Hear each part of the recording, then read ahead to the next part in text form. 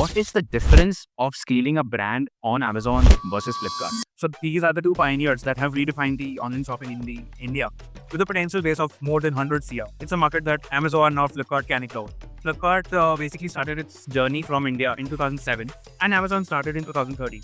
The big change came in 2018 when Walmart acquired a major stake in Flipkart. Now, this partnership gave Flipkart a financial backup and the global expertise it needed to fend off the Amazon's aggressive push in the market at headquarters. Not only this, Walmart also gave Flipkart edge and access to its global supply chain expertise, basically to expand in India. In today's date, Amazon and Flipkart both have vast list of verticals and categories to play across. What sets Flipkart apart is focus on Indian products to cater on Indian people with the local taste and preferences. So talking about running a business here on Amazon and Flipkart, it's an actual situation. Both have self-serve dashboards, giving seller a push to start out their businesses.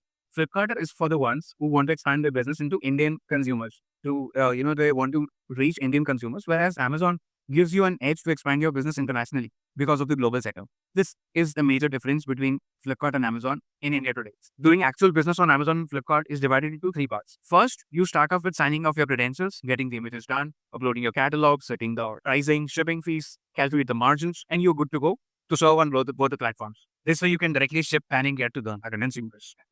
That's rule number one. You can just apply it and go ahead. Second, when you understand how to sell online basically, and you want to move ahead, add FBA and FBF models into your business. This means you are keeping your stocks in channels warehouse for the ease of faster delivery. And it also helps you to decrease your operational hassle at your own end. When you've scaled a business to a certain level, you get an understanding of how much RMPM, raw material and packaging material is to be procured to grow further. Third, the most important is the alpha model. This means both Amazon and Flipkart buys your stock.